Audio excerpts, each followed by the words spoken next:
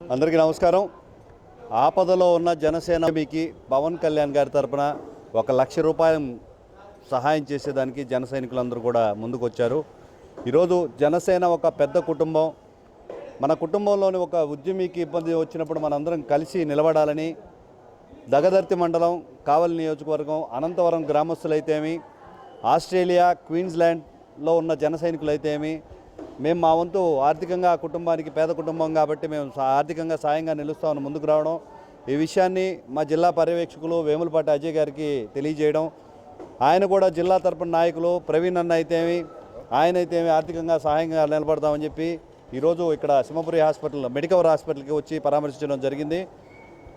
కోలుకోవడానికి కొంత సమయం పడుతుంది. పవన్ కళ్యాణ్ గారి స్ఫూర్తితో దాదాపుగా 1,00,000 రూపాయలు ఈరోజు కలెక్ట్ చేయడం జరిగింది. తర్వాత కూడా వారి పరిస్థితి మెరుగుపడే వరకు కూడా జనసేన వారికి అండగా నిలబడుతుంది. జిల్లాలో ఎక్కడ ఆపదంటే అక్కడ జనసేన నిలుస్తూ జన సైనికులందరూ కూడా ఒక కుటుంబంలాగా ఈరోజు ముందుకు నడుస్తున్నారు.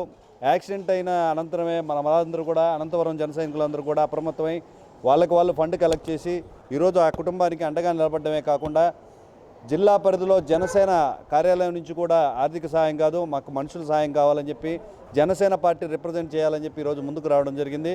ప్రజల్లో కానీ కార్యకర్తల్లో కానీ ఈ నమ్మకాన్ని తీసుకెళ్తూ ప్రజలకి సేవ చేయడానికి, సహాయంలో అదే ఆపదలో ఉన్న వారికి సహాయంగా నిలిచేందుకు జనసేన పార్టీ ఉందని తెలియజేయడానికి సంతోషిస్తూ మా కోనపరెడ్డి వినయ్ గత 3 సంవత్సరాలుగా జనసేన ఉద్యమిగా నమోదు చేసుకుంటున్నారు.